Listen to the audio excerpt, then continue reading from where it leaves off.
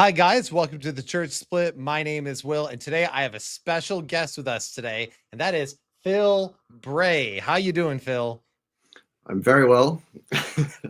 Hey, I'm really glad to have you on, and I just want to give a little bit of background for the audience here with you, Phil. First off, before we do that, don't forget to like and subscribe to the channel. All those things, links are all in the description below. If you want to support the channel on Patreon, you can do that. But it's not about the Church Split today. It's actually about Phil. And Leviticus is fun. And he's got a great book that we're going to talk about today, which is Leviticus on the Butcher's Block. And he's actually a butcher from the land down under. Are you not? yep, I am. It's more like a time zone split than a church split, being in Australia. It really is. For those who don't know, that he's, I think, my second Australian guest on, and every single time you do it, it's so difficult because it's on the other side of the world and a totally different thing. And so right now we're time travelers. I am currently on Wednesday, and you are on Thursday, right? Yes, it is That is Thursday, midday weird. Thursday. Yeah, So yeah, and it's I'm late in the night for me daylight. Wednesday.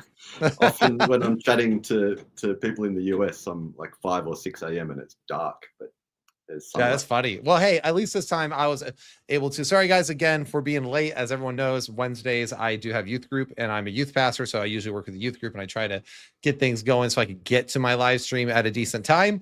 Phil has though been a gracious guest, but with all that pleasantries out of the way, what I want to do is I want to talk about Phil's book. And for those who don't know, and Sam Carter was already making fun of me in the comments, because not only did I write a book, as everyone knows on this channel, because I've said it a lot, but Wait, you what? Phil has also wrote a book. But here's what's funny for those who don't know. Phil was one of the people that was early on in the document that my book became. So I actually pulled him in on a few things, and he actually sent me some resources back in the day to further my investigation into this stuff, because he also was working on his book at the time. So we were kind of like, mine came out first and then yours came out after, but I was really excited when yours came out because I don't know, I felt like we were kind of doing the same thing at the same time, and we were both kind of coming to similar conclusions at the same time. Anyway, so Phil, you wrote this book, Leviticus on the Butcher's Block, which is just such a fun phrase. The cover is really clever. And again, links in the description below. It's actually not that long of a book, so most people can read it in 1 or 2 sittings. And it's going to be, yeah, right there. There it is. Yep, there it It is. is a that making head or tail. I love how it's head or tail of the Bible stuff. This book, it's so good. And guys, the thing is like, is what's so great about this book is, one, every other commentary I found on Leviticus when I was writing my book is stupid long. They're all really complicated, really like way too much. And so I could never just hand a book to somebody like in my church as a pastor who's got 6 kids, a full-time job, and that's I can't just hand them Milgram's commentary. So what Phil did so good in his book is he took a lot of the scholarly consensus and what a lot of ancient Near Eastern experts have actually been talking about for a while, and he condensed it into this small book that you can actually, that is like dense with information, but not over your head, very normally spoken, but also from the unique perspective of a butcher, because you are a butcher. And so would you be able to tell us a little bit about your background as a butcher? I should have done this episode around Halloween, now that I'm thinking about it. Had you dress up as something, that would have been fun. Yeah, so I am a qualified butcher. I'm not actually working anymore in a butcher shop, but I left school and did my apprenticeship. It's a 4-year apprenticeship, so I have a trade as a butcher, and then I kept working for another couple of years after that. Yeah, it was never a career that I wanted to do. It was just an excuse to get out of school. I didn't like school. And actually, while I was at school, I wanted to be a journalist or a writer. But it was basically, yeah, you've got to stay at school, or you can leave school if you get a job. And the job I got was a butcher. So, yeah, but back then I wasn't at all interested in theology or anything. Yeah, but yeah, here I am. So that's actually really fascinating. So obviously you wanted to get out of, you're just like trying to get out of school, as a lot of young people do. But then you became interested in theology and stuff. Can you tell me a little bit about that part of your journey? Because that just seems, what's wild to me every time I think about it, like a butcher literally became not only a theology guy, that's not too crazy. People fall in love with theology all the time. But you didn't just fall in love with theology. You went into Leviticus of all places, which most people, when they're, let's be honest, every single one of you guys who have done a yearly Bible plan, you were doing pretty good until you hit Leviticus. And then you were like, why? I don't get any of this. So can you tell me a little bit about how that happened? Yeah, so I I guess I'm quite an analytical guy, like to a fault. Like talk to my wife, and if she wants to share a feeling with me, I'm like, all right, let's make a spreadsheet and let's work out the next steps. Well, that was the old Phil anyway.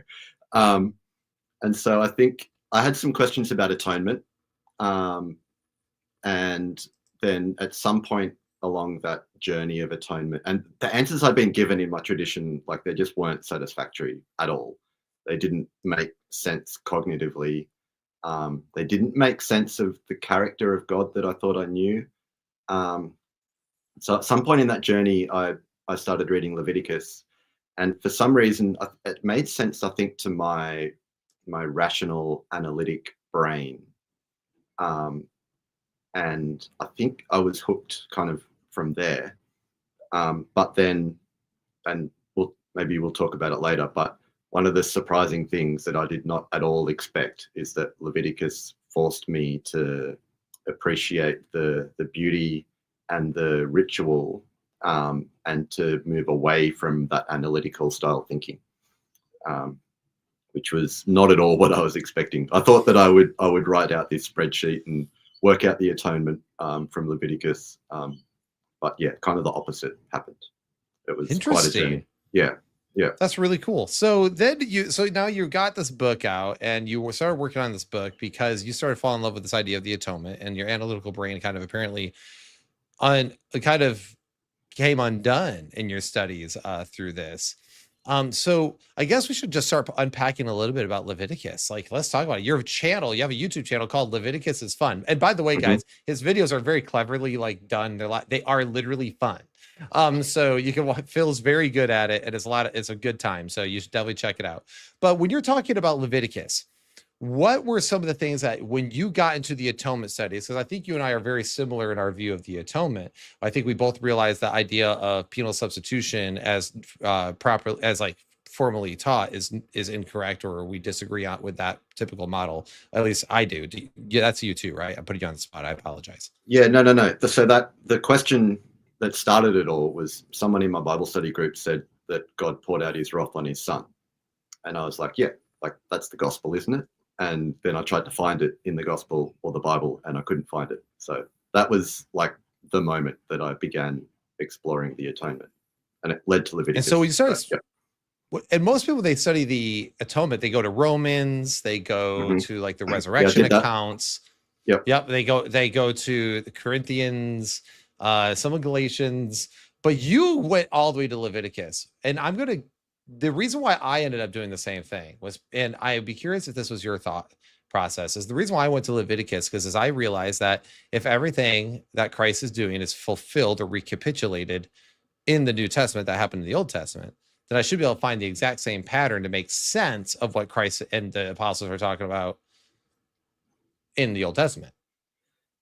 Yeah, kind of. It was more, I think unhelpfully, I ended up not personally in debates, but I was reading a lot of debates that focused around Romans. And I realized that you're never going to have a conversation on the same page if you get stuck in Romans, because the conversation started with the wrong premise. It started with an understanding of sacrifice that I think was wrong. And so I found that understanding Leviticus, and maybe it's because of my butchering background that I kind of got it, but understanding Leviticus and just talking about ancient sacrifice kind of was a sneaky way to sidestep all of that really passionate, heated Romans atonement debate and just talk about what is sacrifice. And once you work out what sacrifice is, it kind of becomes, it's a nice way in. You can't really talk about sacrifice and define it as like a torturous like a violent, torturous death, because that's not at all what's happening in Leviticus or any other ancient descriptions of sacrifice. It's not just a Bible thing. You Right. read like Homer's Iliad, and they're offering sacrifices all the time, and it's not about violently killing an animal. It's about having a meal with a god or giving food to a god. So yeah, once I understood that, I'm like, well, if we want to talk about atonement, let's just talk about it from Leviticus perspective first, and then we can have the Romans conversation later. Right. Yeah. No, I think that's, yeah. And that's exactly kind of what I started doing, because not only that I want to find types and shadows, but I also realized a lot of people didn't understand Leviticus once I started getting into it. And it actually did reshape the way I viewed even the way I participate in my worship with God. So I guess we should talk about that a little bit. So you said it helped get rid of your super analytical view of the way, like, we got to pick this entire thing apart, because Monday night I had Dr. David Allen on, and me and Jordan and Dr. David Allen were kind of talking how people approach Romans like a scientific experiment. They want to nitpick every little thing and like get really into it, and then this word here, and they kind of don't zoom out enough to see what the main point is, because they're too busy dissecting every little thing like it's a scientific handbook. So going to Leviticus can actually really help kind of, like you said, sidestep that. So what were some of the things when you start digging into this? What were some of the things that you started discovering in Leviticus that actually didn't seem to add up to, one, the modern atonement theories, two, what were some of the things that actually just kind of surprised you about what the book actually seemed to be about, and how did it, I guess, unwind all that stuff for you? Yeah, so I guess even at the point in Leviticus where words first turn up, so the word sin didn't first turn up until about, I think, chapter 4. And I was like, oh, hang on. I thought all sacrifices were about sin, but the word sin doesn't turn up until chapter 4. Even the word substitute or substitution doesn't show up like at all in Leviticus. Maybe 2 times. And so that for me, like, because I was convinced that God poured out his wrath on his son, and that whole thing. So I wasn't reading Leviticus to try and, I didn't have an agenda. I wasn't trying to disprove it or anything. I was trying to find it. And then when I couldn't find it in there, I was like, what is going on? But then even simple things about, like, in my mind, the death of the animal was kind of obviously the most important part and the thing that defined a sacrifice. But that just wasn't explained or described in Leviticus. So I thought, if Leviticus is the book that tells us what a sacrifice is, like, out of all the books in the Bible, if you're going to turn to a book and read about what is a sacrifice, Leviticus is the book. And it just didn't explain or describe sacrifice in the way that I thought it should. So I kind of had to go back and just start again. And then in that process realized that the slaughter of the animal isn't a major part. And this was helped too, by the way, by listening to a lot of Spirits podcast. Those guys, there's a quote, I think it's Father DeYoung says that the ritual, I can't remember the exact quote, but basically if the ritual doesn't mention it or doesn't spend a lot of time on it, it's not important to the ritual. So there's almost no ritual instructions around the slaughter of the animal, which should be a hint that it's not a major part of the ritual, or it's not important to the ritual.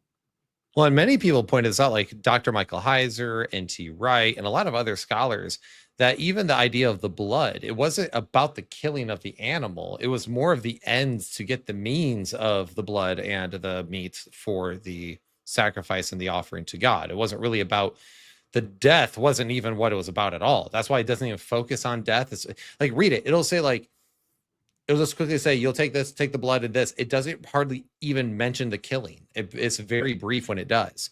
And even then, they had to have very specific ways that they slaughtered. And in fact, it's jokingly, I don't know if you noticed on the thumbnail, but I took your photo and I made you a priest who was sacrificing a goat. I don't know if you noticed that was your face on the thumbnail for that. But like the way they would even slice the throat, like the way they'd puncture it would be actually very as painless as possible. Yep. To make it where it's like it's not even suffering. And the whole thing is like, if Jesus is this lamb from this Levitical system, he suffered all this stuff on the cross, and people make a big deal about his physical pain, which was a big deal, but not because he had to suffer for that sin like that, because the goats weren't supposed to suffer in such a way.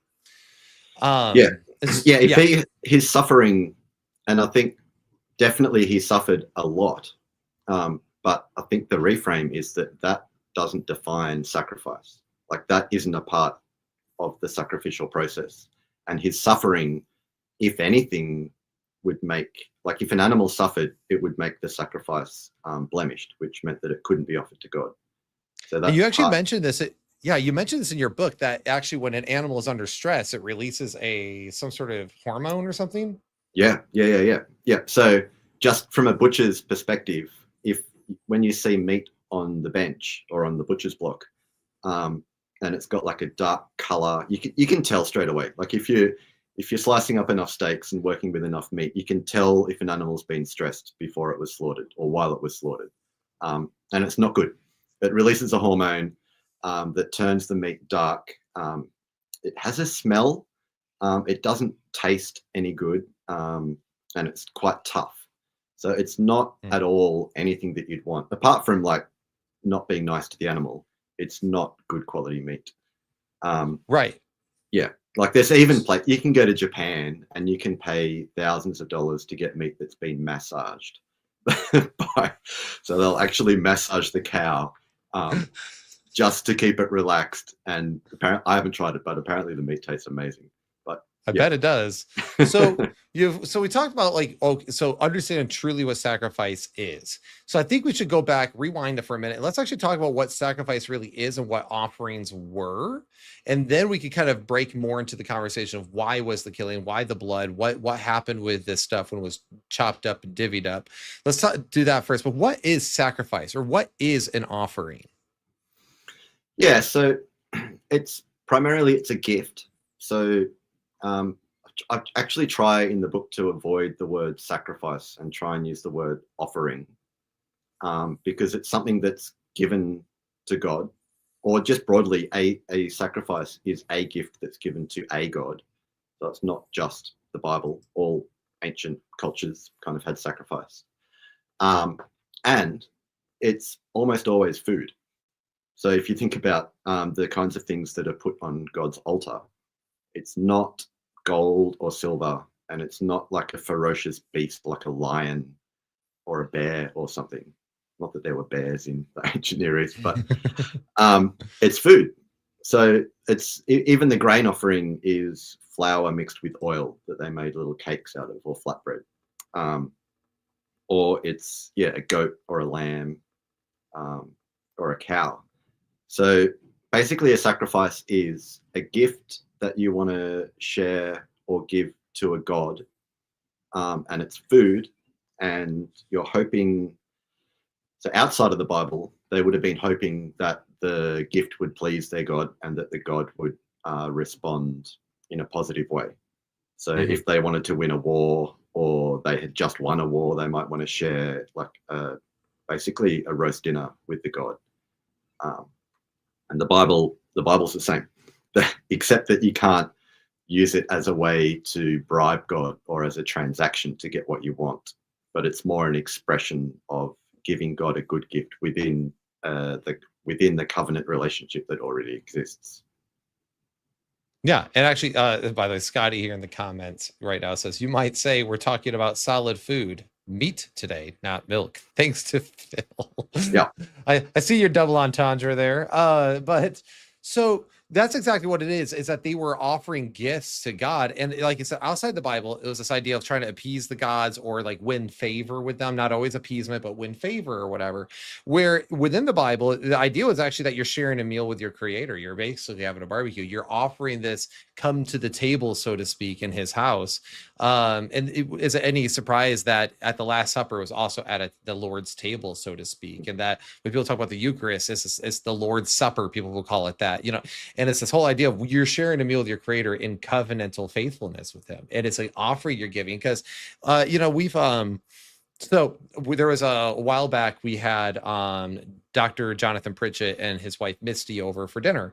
And my wife made an amazing spread as she always does. But when they come over, because we love them and we want to honor them, my wife will make the best thing she can make for these people. Whenever we Mhm. host people, she makes the best. and it's an offering gift to them, and we're welcoming them into our home to eat at our table and in fellowship with us. And we've done the same with plenty of other friends. It's that same concept, and that's what a lot of people don't quite realize, is that sort of concept of, hey, God, I messed up, can we sit down and have a meal together? Or it might just be like the peace offering. I think is fascinating, because you're not trying to make peace with your God. That's like a misconception. The idea is that you're actually thanking God for the peace he's brought into your life through provision or whatever. So, and it was this big joyful event. Actually, it wasn't, you've mentioned it even in your book, it was a joyful event. It wasn't sorrowful. And how they would even take a whole cow essentially for that, and that can be expensive. So yeah, I think so. If we unpack sacrifice and offering, we understand that these are actually gifts. The sacrifice you're making isn't because you're down about giving the sacrifice, you're offering it. Your sacrifice is something that you possess that's valuable out of joy and offering and love. Yeah. So yeah, I try and make the point that in our mind, the word sacrifice means giving up or going without something that you want. But I've tried to reframe it as a giving upwards. So it's about sharing something good with your creator, but it's directional. So it's not the idea of going without or depriving yourself of something good, but about giving a good gift. So in your analogy of having a meal with friends, and I write about it in the book as well, if they came to your door, they might bring a bottle of wine or a box of chocolates or something, just as like a thanks for inviting me to this meal. Here's like a token gift to show my appreciation, and then hopefully you'll open the bottle of wine with me or the box of chocolates or whatever, and then we'll share it, and that will increase our relationship and be something that we enjoy together. Right, because whatever you're consuming, that's the idea, is what people might fail to realize this, but what the idea is also what you're consuming becomes part of you. It gives nutrition to your body. So it becomes part of you. So that's also why these animals are docile, even that they were given, because it's not, like you mentioned, it's not a lion that they go offer on this altar. The idea was that you become docile, even like this creature, that it becomes part of us, so that the humility of the creature is even reflected in the meal itself. That was one of the things that like Jeremy Davis brought up in his book Welcoming Gifts, which I thought was fascinating. So because in the pagan world, you would drink blood of strong beasts, and it would give you the strength of that creature. And that's why Leviticus says you shall not consume the blood, because it's the life of the creature. It's sacred. It's not something like that. But it's also, and when you do offer things, which you can't offer, but you won't be consuming blood, it's going to be a docile creature. So I just find that to be interesting, where people don't realize there's a polemics even against a lot of the pagan cultures like that. So anyway, now when it comes to some of these offerings and stuff, what were some of the fun tidbits, just like little, like, because your whole channel is Leviticus is fun, so what were some of the fun facts that you think are just like interesting things that people should hear or know? Because if these offerings are just gifts to God, and you're inviting them essentially to the barbecue with you, and that's why it mentions the nostrils. It even says in other places, the food you leave for me. Like, it actually calls it food in the Bible, not something to satiate God's wrath or anything like that. So what are some other things that you find useful that people should know? So and that's it's one of the things that if you just read through Leviticus, it will often say, or even the Old Testament, it will often talk about the sacrifices as my food, like God's food. He'll say, you're presenting defiled food on my altar. And for some reason, like, I've read through the Old Testament and I'd never noticed that. a sacrifice was never food in my mind. But it quite obviously is. Yes. So yeah, little things like the animal couldn't be blemished. So it couldn't have a wart or a broken bone or a bruise or something wrong with its skin, like a rash or something.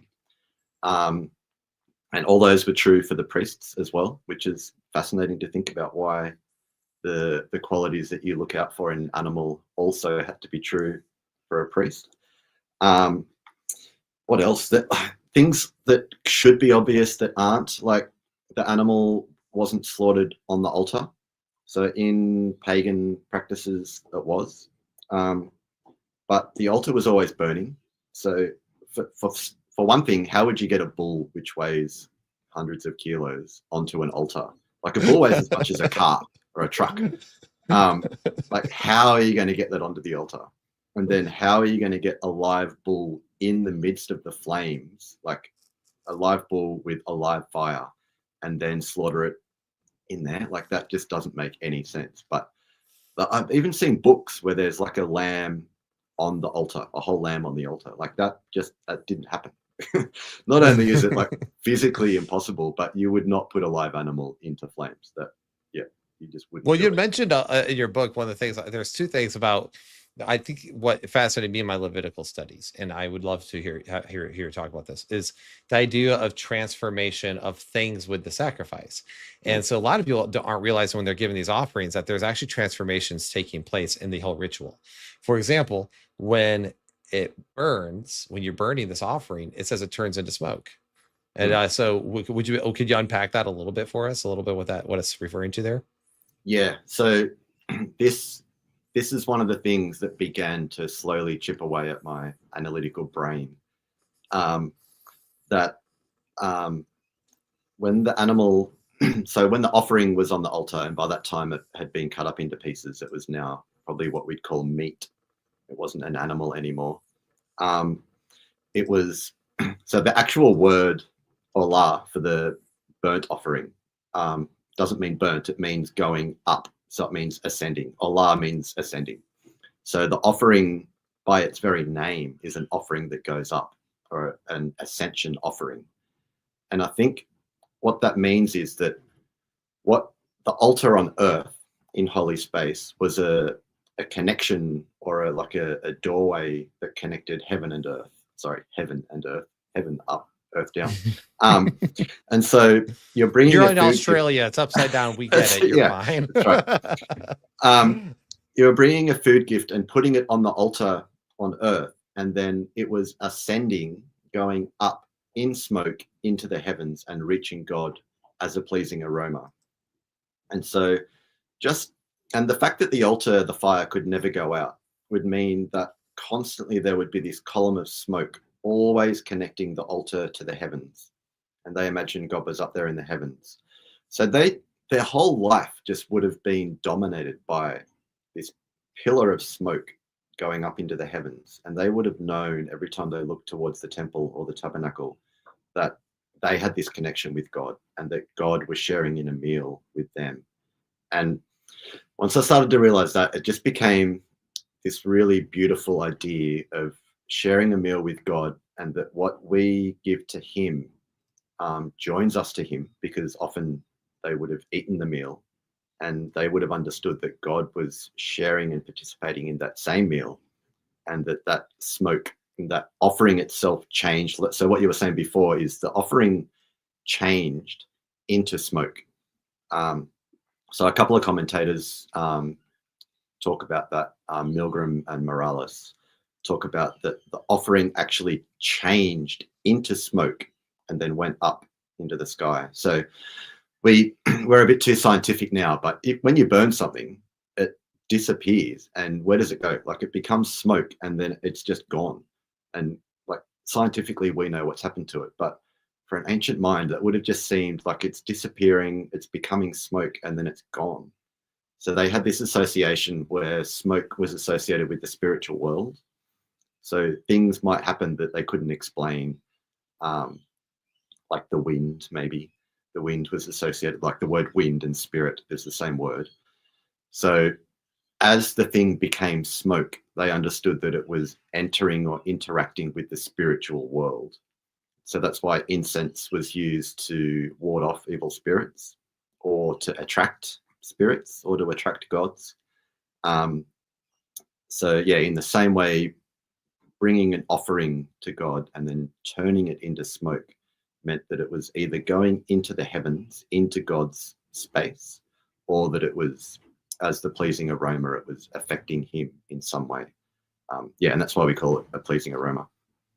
which I think is, again, that was one of the things that really stuck out to me when I first studied this. I was like, oh my gosh, that makes so much sense. And it says it in there. Like, if Hmm. you're actually paying attention, like you said, it mentions food, it mentions these things. And for so long, I was reading this and I had the same issue in my atonement studies, started spiraling. And then I read, I'm like, how have we missed this really important detail for so long? That yeah, that's exactly what it is. It's transforming. And then is it any wonder then why the like holiness or the like fire, for example, is symbolic of the presence of God and holiness? And because it burns and it takes this stuff up. And then you even pointed out when it talks about satisfaction of wrath and all that in order to be purified, a lot of people seem to think that. But when you actually get into it, I mean, even Isaiah, apparently he must have had quite the potty mouth because he talks about how the hot coal cleanses him of the sin when but he's a man of unclean lips. Hmm. So we see these things actually happening in real time, that the fire transforms these things, it cleanses the area. There's all sorts of stuff with that. Now, you also mentioned the idea that when you're butchering this animal, for example, okay, let's say is dead and all that, now you start chopping it up, because there are parts of different offerings where they divvy up these offerings. And one of the important parts as well is not all these offerings are the same. And by that I mean, if you're poor, you're not required to bring an animal to kill. You can bring flour. And this is extremely overlooked by many. I actually had a person recently tell me, like, no, blood is needed for forgiveness.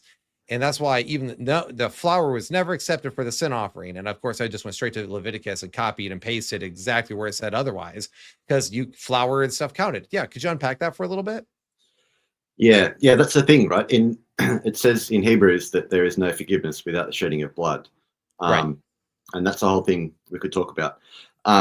But yeah, you're right. In Leviticus, it's specifically, like, very explicitly said that if someone cannot afford a lamb, then they can bring a couple of birds, and even if they can't bring a couple of birds, they can just bring a handful of flour, and that's enough.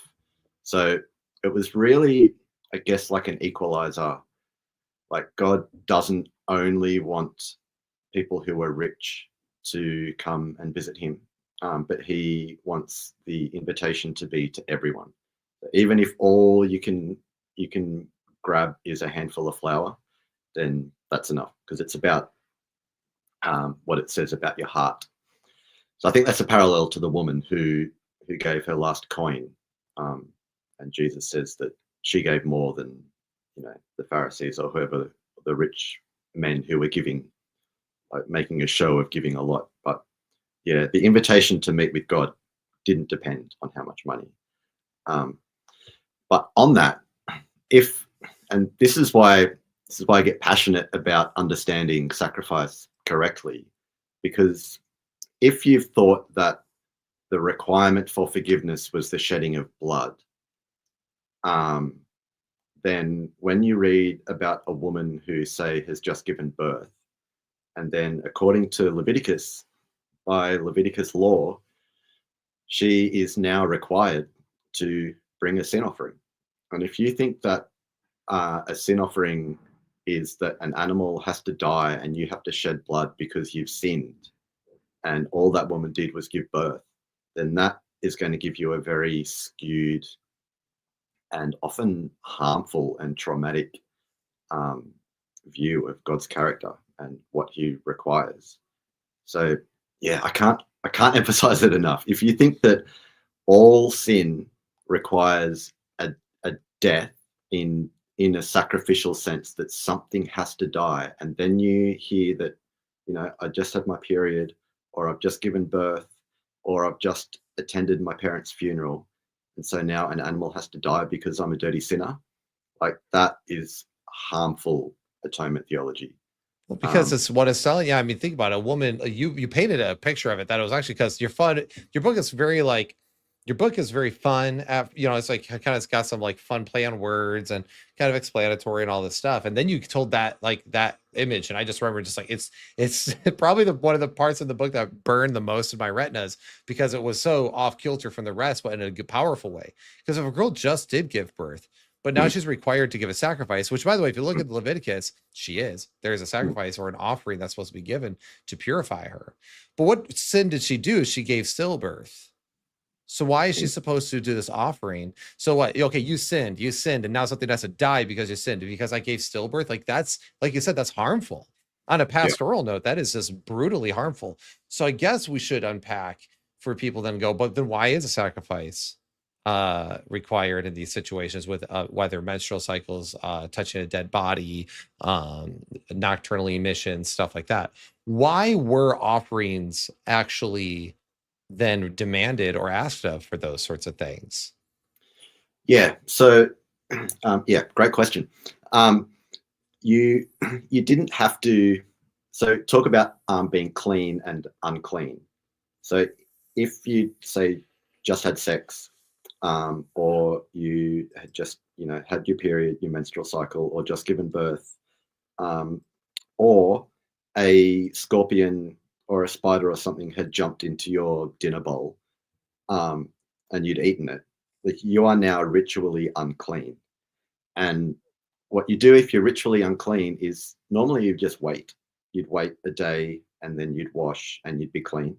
The reason that you might want to bring what most translations of our Bible call a sin offering, it's probably better translated as a purification offering, is if you wanted to enter holy space, or participate in a sacrificial meal, or do something where you needed to be ritually clean. So only then would you need to bring an offering. And so it's more, how do I say it? That being unclean just meant that ritually there was something about that state of uncleanness that couldn't coexist with sacred space or holy space. And it's not because you did anything wrong, but I think it's God's way of demonstrating that there are things in this world, like losing blood during menstruation. Like, we can probably all agree that it's not ideal. You don't want to lose blood. You lose enough blood and you die. So after the birth of one of our children, my wife wouldn't stop bleeding, and it was very, very concerning, because if she kept bleeding, she would be dead. And that's not a good thing. So we could say that that's not God's ideal. That's outside of God's loving desire for his creation. The same for dead bodies. Having your parents die, or a sibling or a child die, is outside of what a loving and good creator, the God of life, wants for his creation. So I think being unclean is a way of acknowledging that that there are things in the world that are outside of God's good created order. So I know it's a debated and controversial topic, but I tend to go with John Walton, who talks about order versus disorder. And I would say that sin in the Old Testament, or what the sin offering is offered for, are things that might be outside God's good created order. And it just, I agree with that. And the reason why is because it seems to, like, it constantly brings up, okay, blood is life, right? The life of the creatures in the blood. Blood is life. God is a God of life and not a God of death. In fact, we know he offers eternal life, and he constantly, that's that dichotomy of God being life, sin equaling death, is a thing. But sin, we so often, Westerners especially, look at like sin as just breaking a moral code, but sin is deeper than just breaking a moral code. Like you said, it's something that's broken in our universe as a whole. It's your mortality. It's the fact that things aren't operating as they ought. That's why sin is more of a that's why it talks about all creation groans, right? That under this weight. So there's this, like, sin is death, and sin oppresses all of creation. So if you give stillbirth, that's sin. Not that you sinned, but that's corruption of creation. That's destruction. That is creation groaning under the weight of the tyranny of sin. And so God and the beautiful picture you painted is the fact that like these sin offerings, which by the way, sin offering is really a better translation as purification offering. Yep. Because the idea is that the blood of the creature is life, and blood covers or cleanses death. It's like a spiritual bleach that covers death, and it's a ritual for it. The whole point was that you experience this. Now you get to go and be restored. Like I get to go do this and bring life to the death that I experienced. It's like you put it as like it's like step one toward your healing, which is I'm going to go to the house of the Lord. I'm going to break a meal with him and mourn there and find restoration. And it's not much different than when we go to our modern day church and you might partake of the Eucharist or and thank or communion or the Lord's table or whatever, however your church words it, or you go and you participate in a worship service. You go to church to find that first step of restoration, maybe in your brokenness. And the other stark contrast, like when people think the menstrual cycle thing is weird, right? Which it kind of sounds weird in our modern mind, or even a nocturnal emission, like seminal discharges and stuff. It's like that makes people uncomfortable.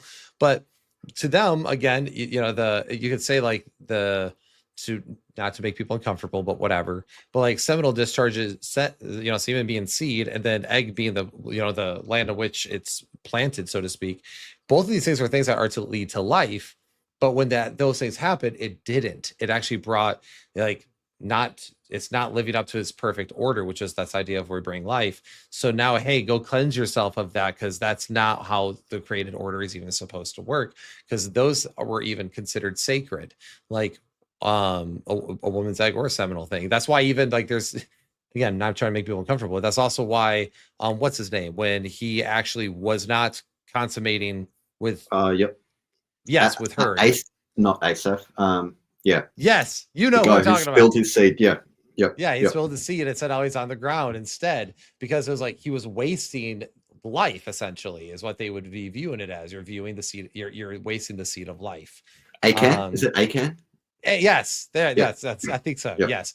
I don't know why I'm like. I just completely had a stroke there. It's not It's not the person's name that we need to remember out of all. No. But, Yep. but it was one of those things where it's like I went down that rabbit hole. Like, that's so weird. Why would you need purification on those things?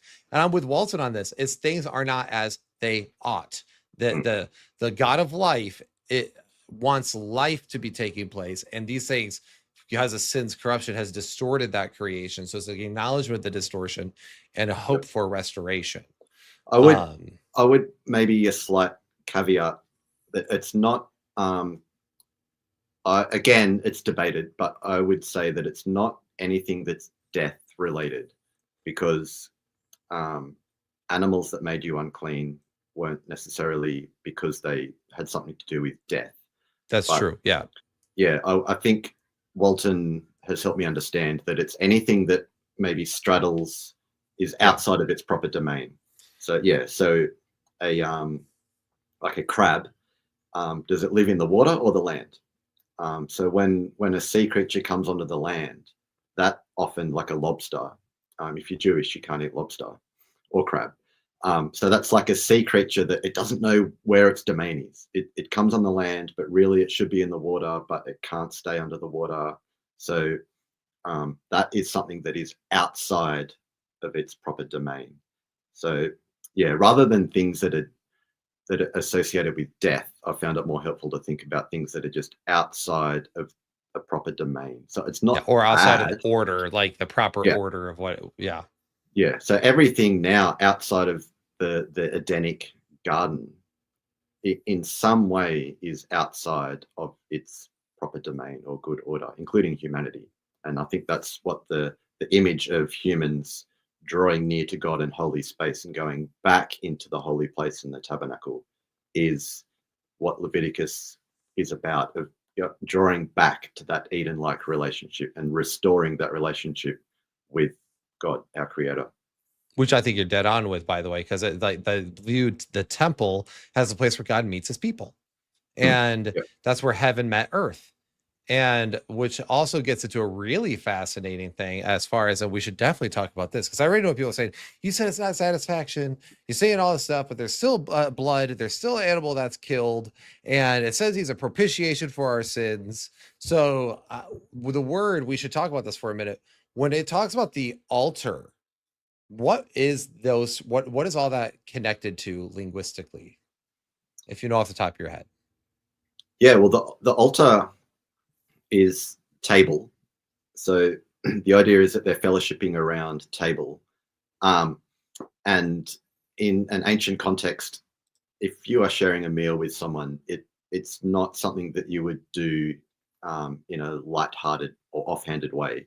So actually, people would avoid sharing a meal with someone if they were enemies, because they knew that once they've shared a meal, they couldn't start a war with them, because it was culturally inappropriate. If once you've shared a meal with someone, you're basically on the same side. That's why is it Jacob and Laban, when they weren't happy? So Jacob had worked 7 years to get a daughter, got the wrong daughter, and then worked another 7 years to get the daughter that he wanted. Laban, what it says in, I can't remember the reference, but what they did when they finally worked it out, they had a sacrifice and they invited the family to the sacrifice and they shared a meal together as a way of saying, look, let's leave our differences behind us. Now we're kind of united in this truce. And it means that if someone attacks you, then it's my responsibility to come and look after you. And if I'm attacked, then we've shared a meal together. So it's your responsibility to come and protect me. And if I'm poor or I need something, then we've shared a meal together. So you need to come and help me out. So in an ancient context, that's what it meant to sit at someone's table, meant that you were kind of connected in that way. So then when you read about God inviting people to his table and sharing a meal with his people, it just carries so much more weight. It's so much more meaningful and so much more special, that all of those things that were true for just humans is true for God and his relationship with his people. And then when you start thinking about the Eucharist or communion, it just takes on, that's one of the things that blew my mind as I started to realize all of that is communicated through the meal that we share with Jesus.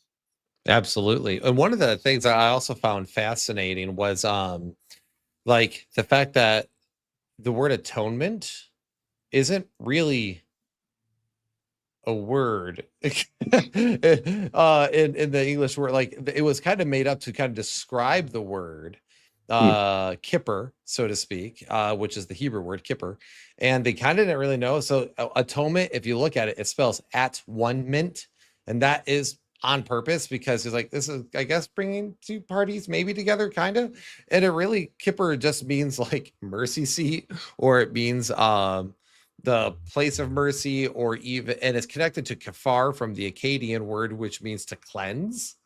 So and it meant to bring these two parties come together, but the idea is at the mercy seat, at the place where mercy is, and that where your cleansing takes place. And so I find that fascinating. That is directly connected. If you, so that's in the Hebrew, but then that Hebrew was translated, as many people know, into the Septuagint or the LXX. The Septuagint is the Greek translation of the Hebrew, and the Greek word for kippur is now lasterion.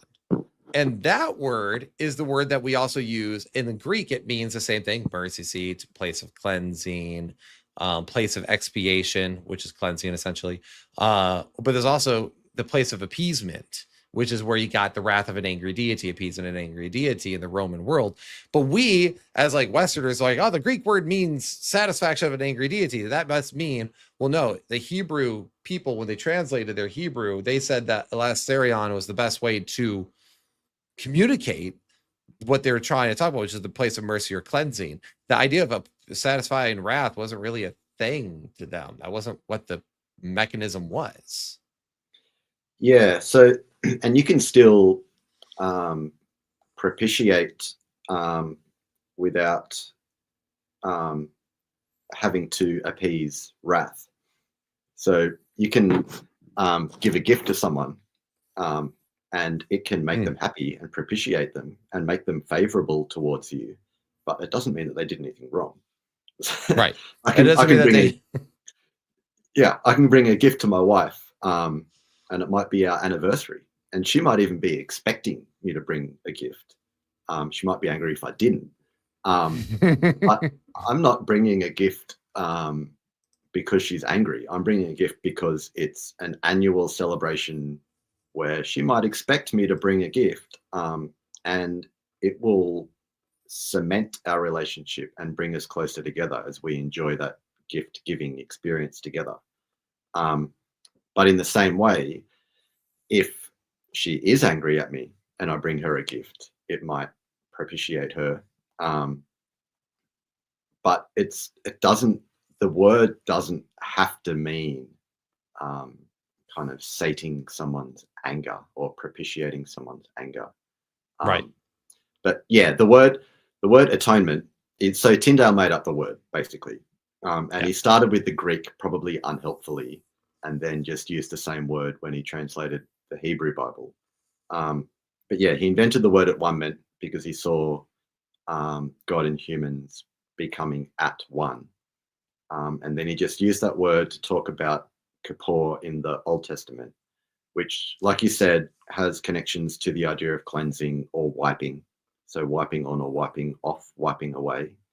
And that, I think, basically is what atonement in the Old Testament is: a wiping away or a removal of something that has made you or made an object unclean. So the problem with the word atonement is, if you think about becoming at one with an object, because atonement is made, and this is another thing that I'd read through the Old Testament before and had never noticed, that atonement is made for an altar and a tent and the utensils and like a house.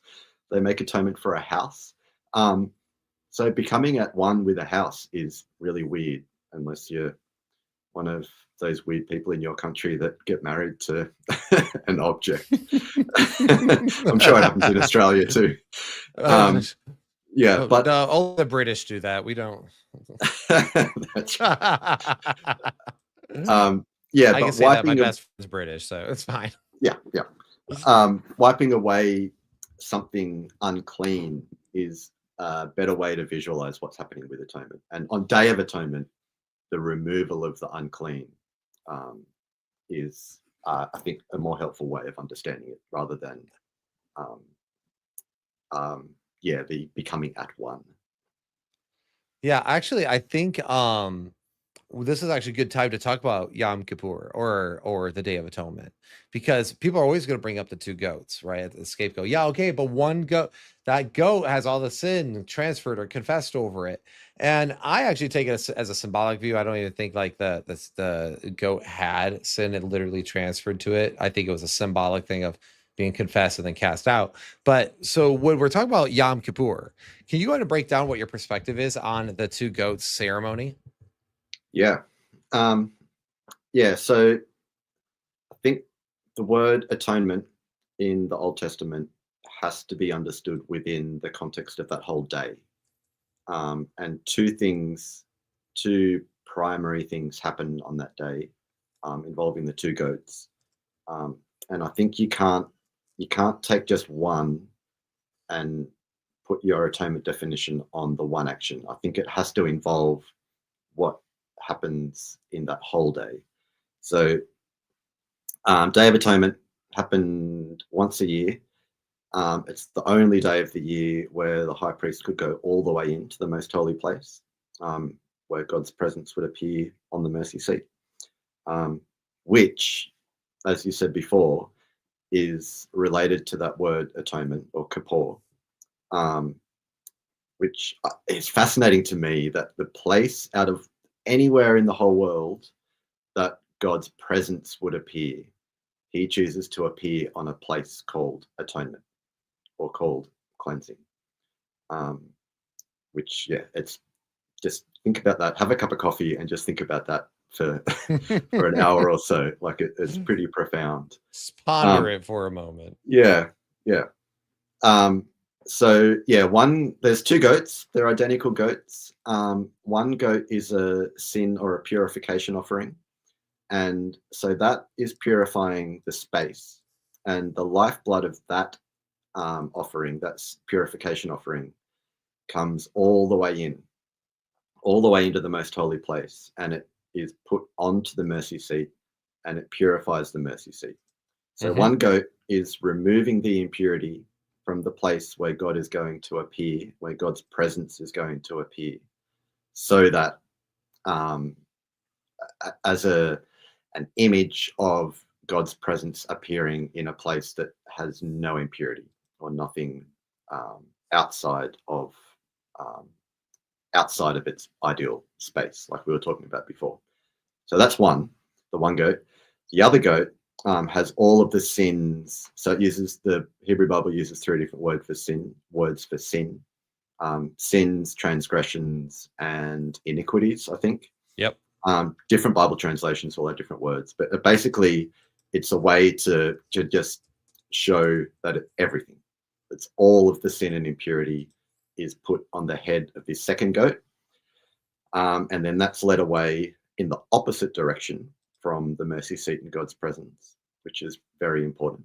So all of that impurity and sin is led away from God's presence, taken outside the camp where it's released and not killed. So symbolically what's happening is all of that impurity and sin is being removed or wiped away from the camp and from God's presence. So at the end of chapter 16, where the Day of Atonement is talked about, it says, and at the end of the day, all the people will be cleansed. So I think the best way to understand atonement is the two goats. One is cleansing the space, and then the other is removing the sin and impurity to also cleanse the space, but remove it to cleanse the people. So it's a wiping away, removal, and a cleansing. Well, then, yeah, because I mean, that goat that sin transferred to him is cast out to the wilderness. The wilderness was associated with like demonic activity, essentially. It was wickedness. And it even says you're sent it to Azazel or Azazel, depending on how people pronounce it.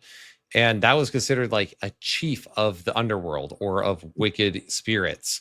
So it's like, yeah, take that sin, confess it over, and set it back where it came from and where it belongs. Not in the center of Israel, not in Eden, the new Eden, sent it into the wilderness.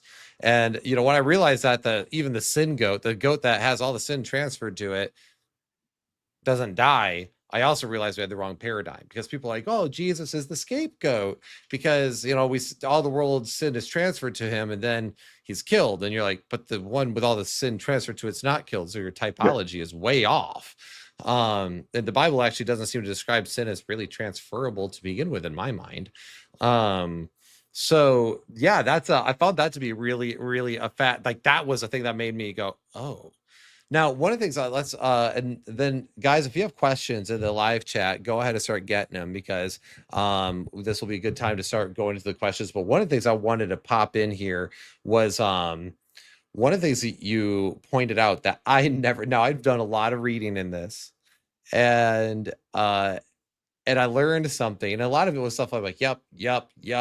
Oh, that's a clever way to do that. I'm totally stealing that way of explaining it, because like when you talk about like the sin offering, why does it use the word sin for purification? Well, it's because like a duster. What do you call a duster? It does dusting. It gets rid of the dust. Yeah, you talk about a boning knife.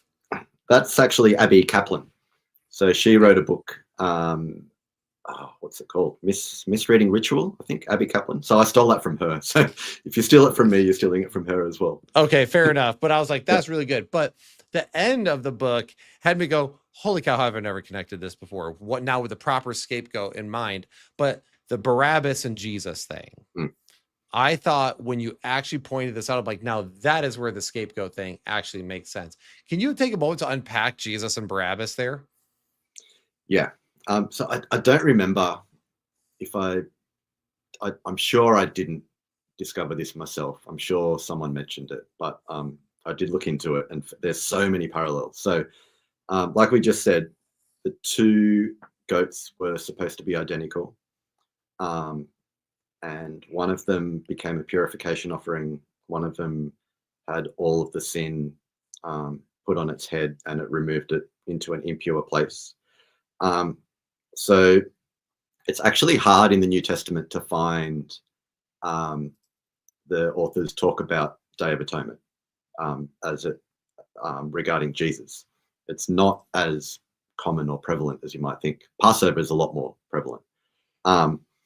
So think about Barabbas. His name is actually Jesus Barabbas. If you look at the footnote of in the NIV, they include the footnote. Some translations call him Jesus Barabbas. But yeah, so some manuscripts have that his name was Jesus. Others just have Barabbas. So we have two people called Jesus. Barabbas is Bar Abba, which means son of the Father. Jesus Christ is son of the Father or son of God.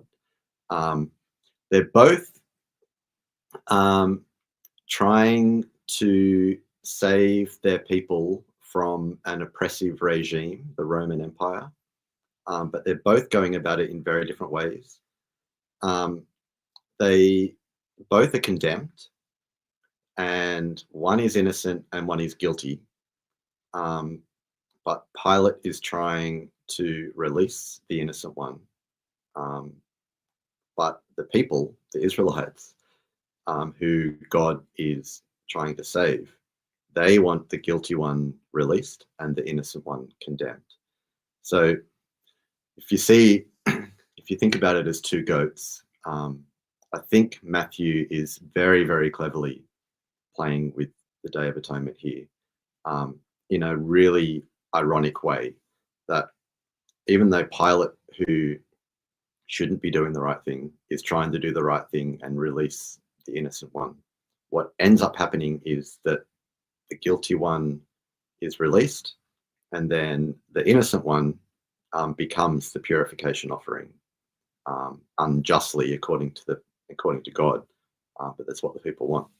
And then they say, they basically yell out, "Crucify him! May his blood be on us and our children." And they mean it like, they mean it in the way that they've said it, "May his blood be on us and our children." But actually what happens is that their blood will be on them and their children, but to purify them, even though they called for his death. So yeah, it's a pretty cool analogy back to the scapegoats, but and one that you wouldn't understand unless you kind of spent a lot of time in Leviticus. Well, it makes sense that Matthew would do that because Matthew is known to be the most Jewish of all the Gospels. And so it makes sense at the end that he would do that, as opposed to, so he takes the typology of the Yom Kippur and he reverses it. And so basically saying like how upside down this justice went, like instead of casting out the evil one from among them, and they actually want to keep him and then kill the good one. That was meant. So it's really clever. When you pointed that out, especially like Jesus Barabbas and Jesus, Jesus Christ kind of thing, I was like, oh my, like it never connected with me that we're both, both claiming to be sons of the Father, that saves the people essentially. But the methods and ways by which they go about it, how the people were, then even like, let his blood be upon us. And it's like his blood was upon you, but it was to cleanse you of your sin and actually restore you, even though you hated him, wanted him dead, which is such a powerful image. So now real quick, we have some questions here and then we'll wrap up shop here. So the first question I have is, first off, this is more of a comment, but I have a good friend of mine named Roddy. He goes, I think Azazel equals the devil. I almost said the devil, like I'm from Arkansas or something. Anyway, I think Azazel equals the devil. I find it interesting that Jesus went into the wilderness, the abode of Azazel, and to be tempted by the devil. Yep. Good job, man. You pick it up on the parallels. Yeah, absolutely. Now Grant O'Brien asks, would the argument for the scapegoat thing be because Christ was crucified outside the city and forsaken by God? So great question. There's two options. So Hebrews talks about Jesus suffered outside the camp. And I've done a lot of thinking about that. But how do I say it? So the sin offering was burned outside the camp, but in a clean place. So I think we can't be too quick to jump to what it means that Jesus suffered outside the camp, because in Leviticus, it was still a clean place. It was just the bits that weren't put on the altar for the sin offering. So the skins, and I can't remember what else, but definitely the skin. Whatever wasn't given to God on the altar was burned, basically done away with outside the camp in a clean place. That was all burned up. But it's still a clean place. So it still had to be like a holy place, the place that you disposed of the bits of the offering that you weren't going to use. So that doesn't fit with the Day of Atonement analogy. So when Hebrews talks about Jesus suffered outside the camp so that we can come to him and share in his sufferings, I think that's a way of connecting, giving us an opportunity, or giving people who are experiencing suffering a way to connect, be connected to Jesus in their sufferings. So while we don't or didn't have direct access to the altar, we can have access to the altar through our suffering, through participating in Jesus' sufferings, because it's a place that we can go outside the camp. Yeah. If that makes sense. Grant, it's really complicated. I'm trying to summarize. No. Grant goes, I don't think it's a great argument, just playing aids as devil's advocate. Yeah, But then he goes, alliteration. That's what we're saying. It's alliteration. Yes, you got it. So he's on board there. And then I got another question by Scotty. Yes, earlier, but he reiterated the question. He would like us to jump into, now this isn't Leviticus. So keep in mind, we haven't prepared for this question, but doesn't mean that we can't put our brains together. And I think if Phil and I put our brains together, we at least make half a brain. So his question is, could you please elaborate more on the will aspect in Hebrews 9? And thanks, Phil. Love your channel. So you got a listener there. But Hebrews 9 talks about the will and the redemption of Christ. So I already have it pulled up here in preparation for this, because he talks about in the beginning of Romans 9, he talks about the earthly holy place. Now even for the first covenant had regulations for worship. Talks about an earthly place of holiness, for a tent was prepared. You know that he talks about sacred space as we're talking about right now. And then he goes, but not to, so these preparations having thus been made, the priests go regularly into the first section, performing their ritual duties. So he talks about, again, you mentioned this in your book and I mentioned in mine, like the different levels and spaces people can enter into that. Then it then talks about the gifts. The sacrifices, by the way, are called gifts. According to this arrangement, gifts and sacrifices are offered. So again, they're gifts. They're not satiations, okay? This is but deal only with food and drink and various washings. I just find it funny how literally it's like is exactly what we're saying. And for so long, I bought some ridiculous theory when I'm like, it's right in front of us. Anyway, but this is where the question actually meets road. Okay, so I'll go ahead and read the text here. Actually, I could probably pull it up if you that way. Is this the will of the will and testament and the death of the one who made it? Is that what we're thinking of? Pretty sure, yes. Yeah. Here we go. Aha. So he goes, but when Christ appeared as a high priest of the good things that have come, then through the greater and more perfect tent, not made with hands, that is not of this creation, he entered once for all into the holy places, not by means of the blood of goats and calves, but by means of his own blood, thus securing an eternal redemption. So this him, after he ascends, he purifies the holy space even in heaven, preparing the way essentially. For if the blood of goats and bulls and the sprinkling of the defiled persons with the ashes of a heifer sanctify for the purification of the flesh, how much more will the blood of Christ, who through the eternal Spirit offer himself without blemish to purify our conscience from dead works to serve the living God? So again, his blood is what purifies now, not animals. Therefore, he is the mediator of a new covenant, so that those who are called may receive the promise and eternal inheritance, since a death has occurred that redeems them from the transgressions committed under the first covenant. So this covers all of it. For where a will is involved, the death of the one who made it must be established. For a will takes effect only at death, since it is not in force as long as the one who made it is alive. Therefore, not even the first covenant was inaugurated without blood. For when every commandment of the law had been declared by Moses to all people, he took the blood of calves and goats with water and scarlet wool and hyssop and sprinkled blood, the book itself, both the book itself and all the people, saying, "This is the blood of the covenant that God commanded for you." And in the same way, he sprinkled the blood, both the tent and all the vessels used in worship. Indeed, under the law, almost everything is purified with the blood. As this, so and then so indeed under the law almost everything is purified with blood, and without the shedding of blood there is no forgiveness. And by the way, forgiveness is basically cleansing, and of sins here, I'm going to keep saying it, is actually not in the Greek at all. It's added. People add this is actually not in the text. They kind of add that for try to bring clarification, but it brings more confusion. So anyway, so the will aspect, I think that's what he's asking. So that it's not that same passage, by the way. So Christ having been offered will appear as like, okay, yeah, that's the only other time that we see will. All right. So what's our take on this, Phil? Do you have any thoughts? Okay. Yeah, I do. You ready? Right, fire away. This is probably as close as I'll get to penal substitution. Controversial, but I would be happy to say that when God alone went through the middle of the covenant of pieces back with Abraham, implying that if the covenant was broken, that the one who went through the pieces, the same would happen to them. I think that's what the implication is of those kind of old covenants. You're separating two. So you have one animal, you separate it in two. So it's like the covenant's made between two parties.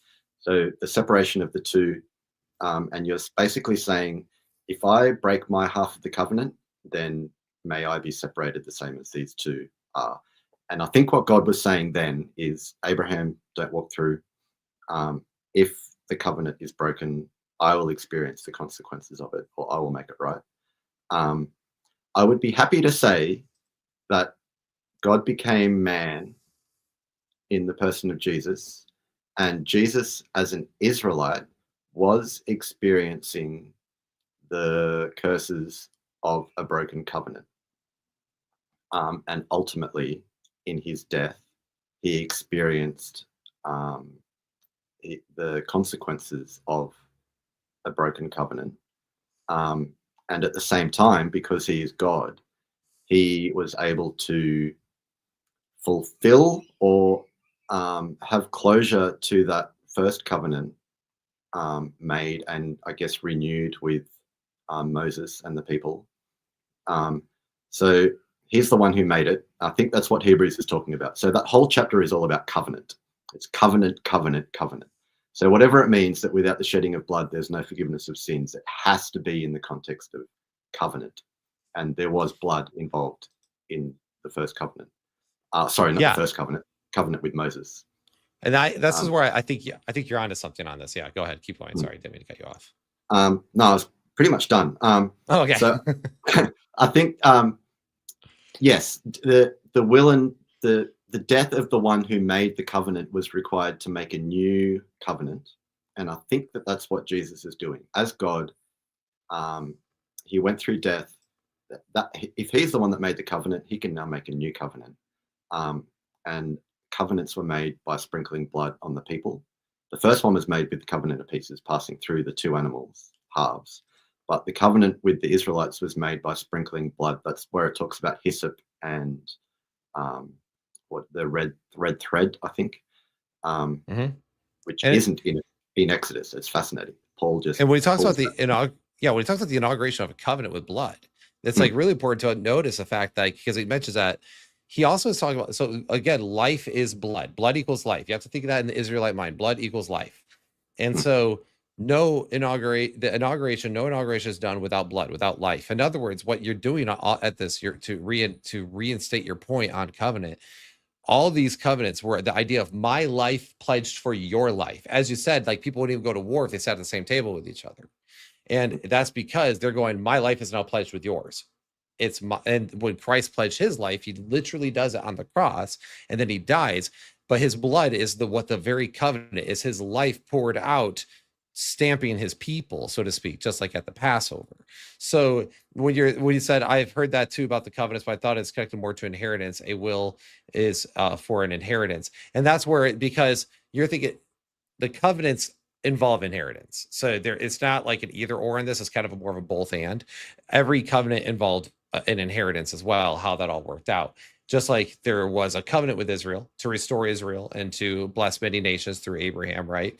But the inheritance of that is what Christ like they inherit eternal life. Those who believe, they still get the inheritance, but that covenant's still made, but it's renewed through Christ and expanded beyond that. That's where all the nations shall be blessed. So I hope that kind of helps kind of sift through that a little bit.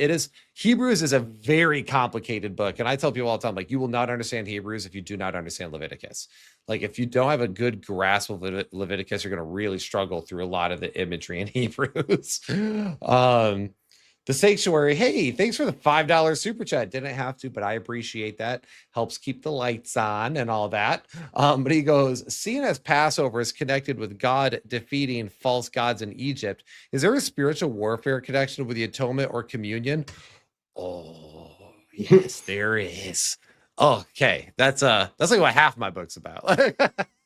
That's why I called it Crushing the Great Serpent, because I do believe there's a spiritual warfare thing.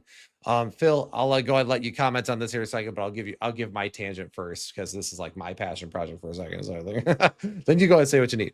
But yeah, it talks about Jesus like putting to death like the principalities and powers of this earth. Like he conquered them through the resurrection, because sin brings death, and death is the power of Satan, according to Hebrews 2:14. But God brings life, so that resurrection over death destroys the enemy's power. So it's basically disarming him. That's why he holds the keys of death and Hades. It's like a way of like taunting the enemy, essentially. But Passover is connected with definitely defeating the false gods, especially like the Passover lambs. A lot of people don't realize that the lamb god, I always want to say it's a different name, but they god, let's see, lamb head, it's Khnum. It is Khnum. All right, I had to double check myself. All right, so Khnum was the god of life, and especially the one that created children from like sand and clay. And that one was the one that would be the goat, the headed. So when they were killing the goats, they were literally like killing sacred icons of the Egyptians and then marking their doors with their blood, which is so metal. But again, it was the idea of like you're killing the false gods, and you're declaring your allegiance to the God of Israel. And that, again, blood equaling life, pledging your life to that. But yes, there is definitely a spiritual warfare connection in the atonement. And communion is similarly, because you're participating in that sacrifice of Christ. Go ahead, Phil. Sorry. No, I appreciate that. This concept is kind of new to me, but I did chat with Amber. Shout out to Amber on her channel when Deep Calls Deep. Yeah, she's just there. So go back and find that chat where we talk about Pesach, Passover, and she brought out that the idea is that when Israel was brought out of Egypt, they were in the domain of these demonic gods. The Egyptian gods, that was their domain. But God was saying he's reclaiming the space for each household as like a little mini temple, that this is in the midst of enemy territory. We're marking out these people and these spaces as Yahweh's. So the blood is like bringing life into a space that had been ruled by these demonic evil forces, and saying this is what we're doing in enemy territory. These people are marked out as Yahweh's people, and Yahweh is the God of life. And then after they're brought out of that land, then they create the proper sacred space that is like an exclusion zone for anything evil and anything demonic. Right. Absolutely. Yeah. Right. And so, yeah, that's people. That's also what the whole point of the kingdom of God was. It was basically the eviction notice to Satan that he's like, I mean, he says, I own, hey, you bow down, worship me, you will inherit these kingdoms because he owned them. Jesus did never objected to his ownership. He just says, you should not bow to anyone else. He let, like Deuteronomy 32, God disinherited the nations to these other sons of God. And you go through and see this overarching narrative of these evil, dark forces taking grip of the world, and then when he comes preaching the kingdom, yeah, Satan enters Judas and puts him to death. But the early church believed that Satan didn't know that Jesus was God in the flesh. And that's why the Paschal sermon by John Chrysostom is incredible. But when he talks about like death swallowed up a man and found God, like basically this whole like, oh shoot, like we done messed up. Like we took out God, and you don't take out God. He's actually here now, and he's basically going to wreak havoc on this entire death power thing over his people, because said like he controlled mankind with the fear of death. So yeah, there's a very spiritual aspect to it. This is why And go ahead. just to connect it to communion, like in the question, maybe that's what you were going to say, but I think that yes, we can definitely see that as a participation. Like if and this is like the thing that has been like the most amazing thing that I've got out of studying Leviticus has been the idea that Jesus, who is God, is sharing his lifeblood, so his life, with us every time we receive communion. So Right. in that sense, his blood is purifying us like from the inside out. And it's a very visceral way of participating and experiencing a spiritual reality that Mm-hmm. as the wine or grape juice or whatever it is flows inside your body. Is that my dog? Yeah. um, It's okay, we'll you're being make an offering for it later. It's fine. yeah. You're being cleansed from the inside out. But yes, anything evil or demonic or spiritual is can't co-inhabit or coexist with the God of life. And yeah, so yeah, Yeah, in that sense, yes, it is spiritual warfare in that sense. absolutely. And there's a lot to that. So by the way, Scotty says, so Jesus's death was necessary for the inheritance to be established. But Phil, what you're saying makes sense as well. Thank you very much. Sorry to throw a curveball. Roddy goes, wow. I just always hear that in the wow tone, but that was capital. So I think it was more like, wow, that's awesome. But wow. Anyway, because I'm a youth pastor, guys. There's a level of maturity with me that you got to just accept, okay? Because it says it's not put into effect until after the death, like a will. A covenant is in effect while people are alive, which is what threw me. Yeah, exactly. So you're picking up what we're throwing down. Solid. All right, cool. So and Mind Warden just shows up and says he just saw the stream. Well, good job, dude. We're about ready to wrap it up because you're here. We don't want to talk to you. Just kidding. We're just moving forward. All right. So Phil, real quick, what is the best way people can support your work? I love what you do. I find like it's just so exciting to see somebody who actually just loves this topic as much as not only I do, because I love atonement studies, but like finds Leviticus fascinating. As it's a whole narrative of transfer of ownership from Egypt to Yahweh and all that. But what are some ways that people could get more information and support your work? Yeah, so I hang out on YouTube a lot. Yeah, go and check out my channel. Leviticus is fun. Give me a subscribe and have a chat to me. I'm there all the time. I try and drop weekly videos, and I try and keep them short, like less than 5 minutes. Often I'll talk to myself. But yeah, I've tried to make it easy to understand, appropriate for kids, teenagers, whatever. So yeah, go find me there. I'm up to Oh, chapter 8. Oh, well, one of some things you do like as well, like some people, if they really like, one of the things that he does is like he has a lot of fun with even just breaking down weird parts of the sacrifices, like what's with the kidneys. And you mentioned so even in your book, like kidneys are the center of the being.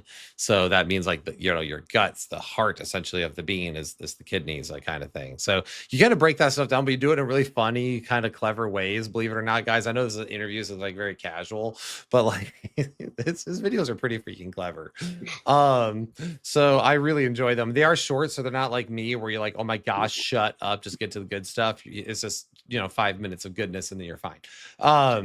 There and also, but guys, his book is right here. You can get it on Amazon. It's not expensive. Leviticus on the butcher's block, making head or tail of the Bible's toughest book. Look how clever this is.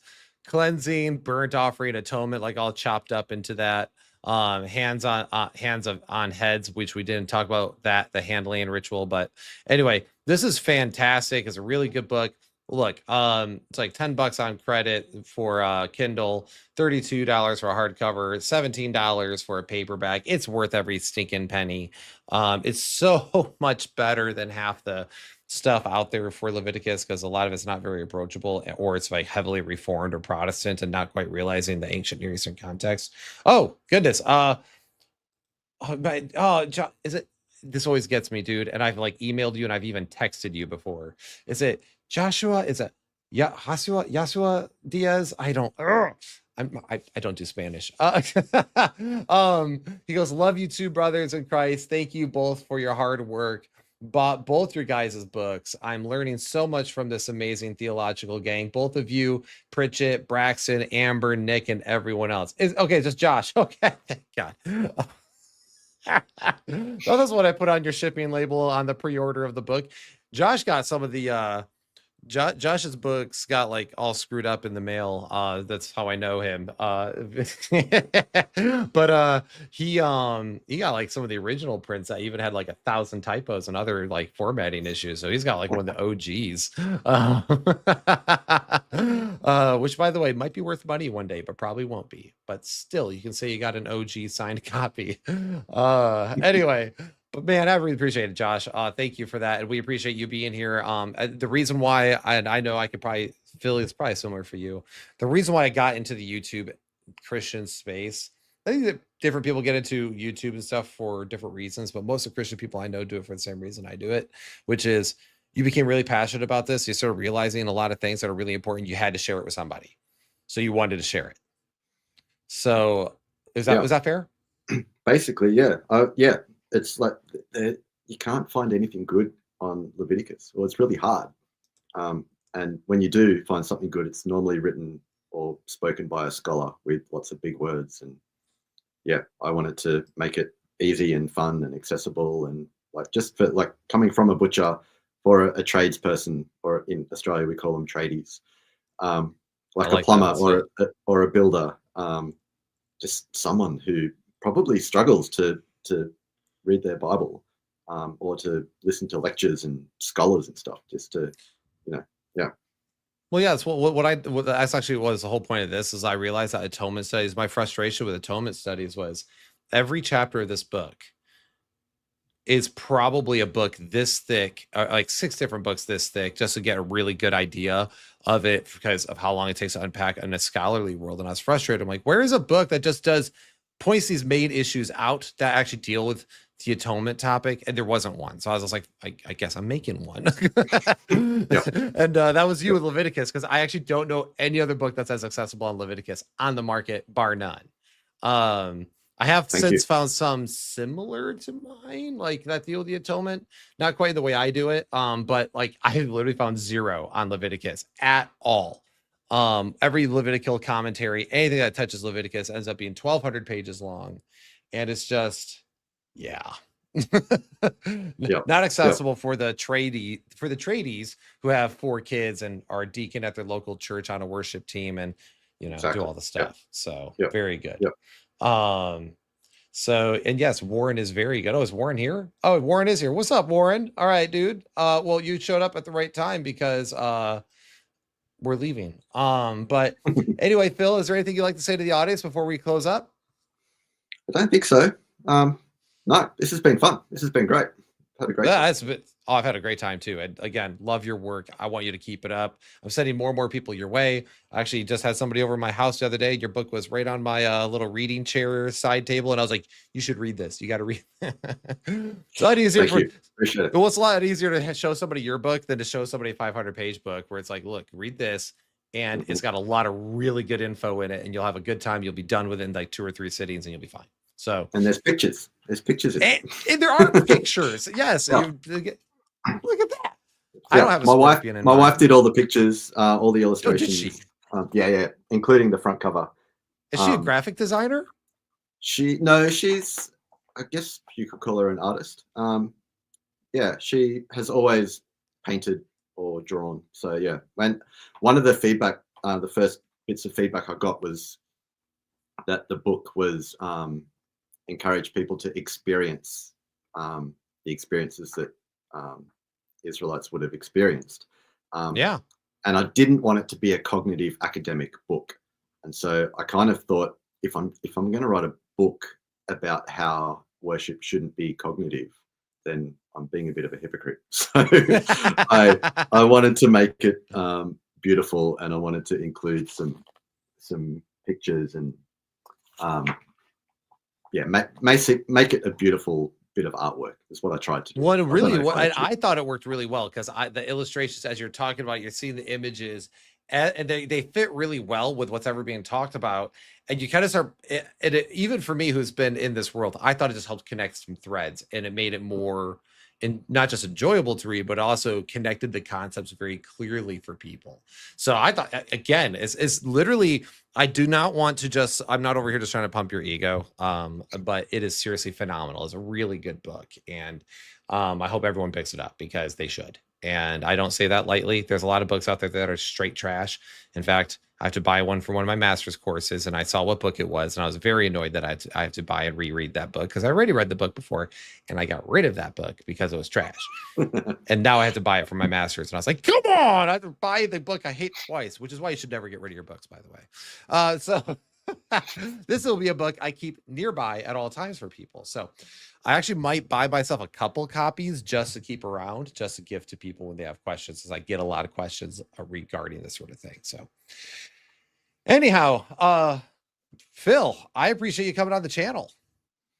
I appreciate you. Thank you so much. It's great. Yeah, man. And you keep doing the hard work, guys.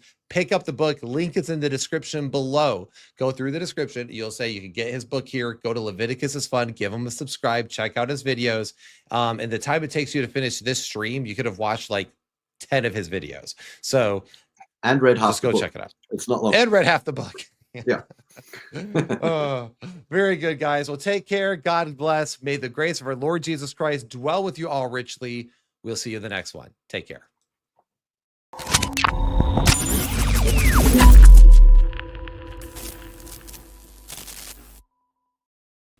Nice.